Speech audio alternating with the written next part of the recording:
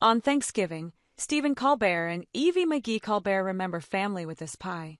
From the couple's new cookbook, Does This Taste Funny?, this bourbon chocolate pecan pie has become a staple on their holiday table. We picked 12 dessert wines to serve with it.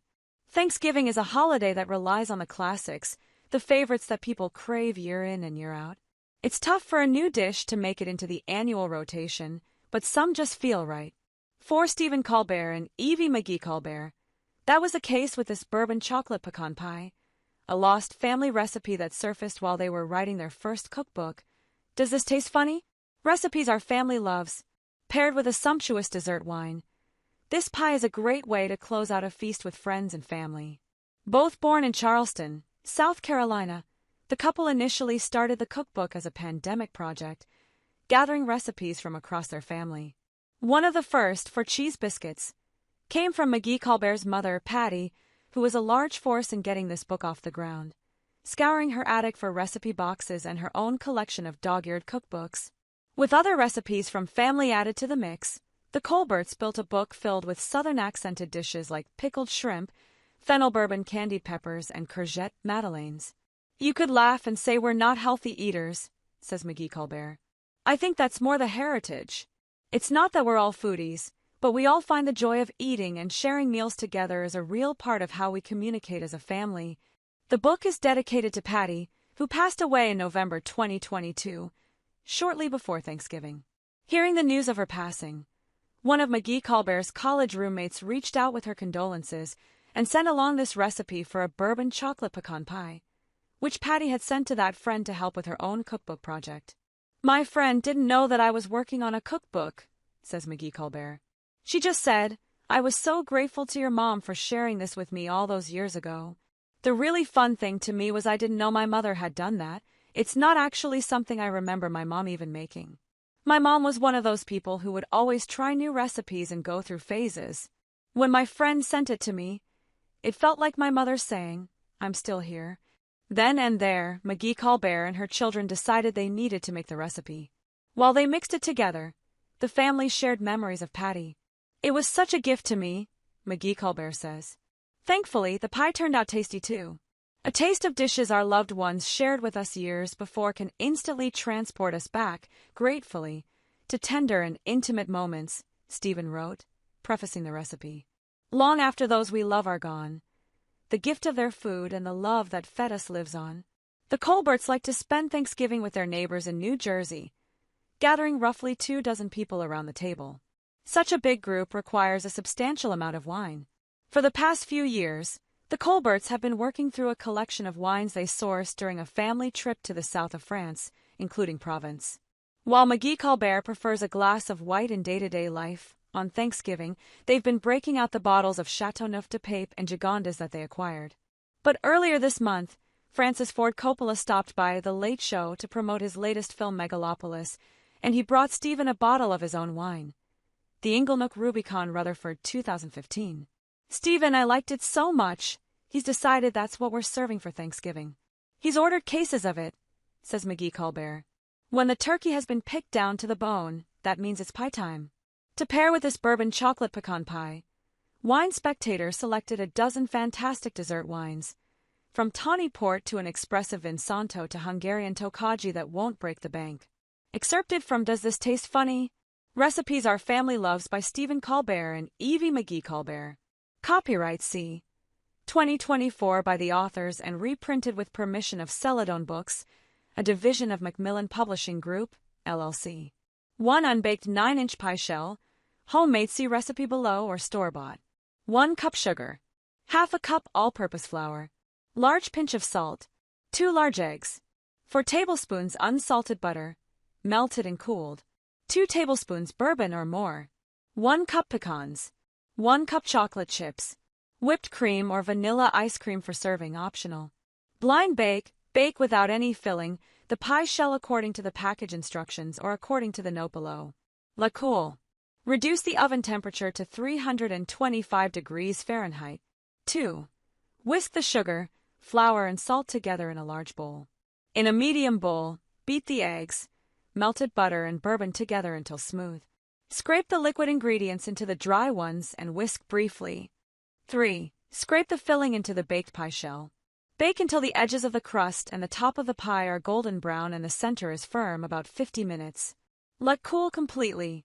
4. If you like, serve the pie with whipped cream or vanilla ice cream. Serves 8. All-purpose food processor pie pastry.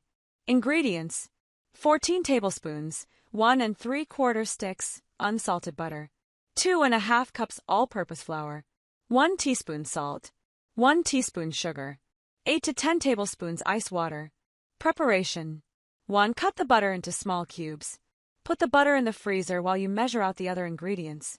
2. Put the flour, salt, and sugar in the bowl of a food processor. Pulse a few times to mix. Scatter the butter over the flour and pulse quickly, just until most of the mixture looks like very coarse cornmeal. The rest of the mixture will be coarser, and there'll even be some pea-sized pieces. This is a little secret most recipes don't tell you. It's okay, even necessary, for the butter to be of different sizes throughout.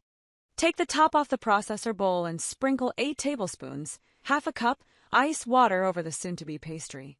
Pulse a few times and check the pastry by squeezing some between your fingers.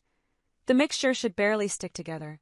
If it is at all crumbly, add some or all of the remaining water, 1 tablespoon at a time, and blitzing as quickly as possible until you get to that texture. 3. Turn the pastry out onto a lightly floured countertop. Push it together, kneading it very lightly just to get the whole ball to stick together. Divide the dough in half and flatten each half into a rough circle. Smooth the edges of the circles with the side of your hand. You'll be happy you made a nice round circle when it comes time to roll out the dough. Wrap the pastry rounds in plastic wrap and refrigerate for at least 1 hour and up to 2 days. Or, if you're making a one-crust pie, freeze one of the circles for later. Makes enough for 2 single-crust 9-inch pies or 1 double-crust 9-inch pie. Note: to blind bake a pie shell, heat the oven to 350 degrees Fahrenheit with a rack in the center position. Line the pastry with parchment paper. Fill the lined shell about halfway full with pie weights, dried beans or rice. Bake for 25 minutes. Remove the parchment with the weights and set aside so the weights can cool. Poke the bottom of the shell in several places with a fork. Bake until the bottom of the shell is a very light brown, about 10 minutes. The edges of the shell will be a little darker. Cool the shell completely before filling. The dried beans or rice can be stored and used again for this purpose. 12 sweet wines to pair with pie and other Thanksgiving desserts. Note: the following list is a selection of outstanding and very good sweet wines from recently rated releases. More options can be found in our wine rating search. WS Review: a mixture of caramel, dried fig, orange peel, molasses and roasted walnut flavors permeates this lean, intense Vinsanto. Vibrant and mouth-watering on the long aftertaste. Really stays with you.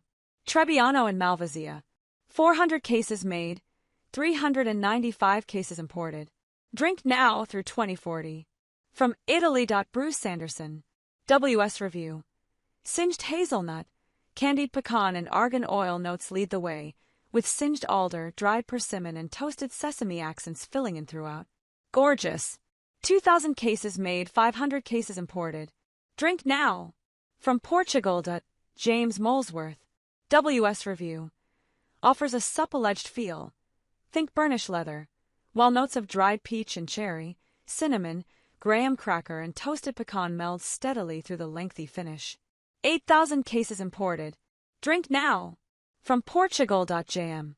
WS Review: a gorgeous sweetie, showing a fragrant orange blossom nose, with an enticing range of glazed tangerine, apricot, dried mint and candied ginger, plus rich hints of graham cracker, vanilla and white chocolate. Long and lightly mouth coating, with tangy blood orange peel acidity focusing this through the juicy finish. Drink now through 2034. 9,500 cases made, 700 cases imported. From Italy. Alison Napjus. WS Review: bright and fresh in feel, with dried white peach, jasmine and praline notes streaming through, backed by light hazelnut and pecan accents on the racy finish. 2,000 cases imported. Drink now. From Portugal. Jam. WS Review: bright and beautiful, this harmonious version integrates mouth-watering acidity with a rich range of pureed apricot, dried raspberry and orange marmalade, with hints of praline, crystallized honey and sea salt. There's a plushness to the texture without being weighty. This is long and expressive on the finish. Ferment and Harslavelu. 22,779 cases produced, 1,850 cases imported. Drink now through 2038. From Hungary.an. WS Review. An alluring hint of singed hazelnut husk leads off, followed by dried cherry and red currant notes, plus a flurry of wood spice. Shows nice sip and length. A textbook version. 500 cases made. Drink now. From Portugal.jm.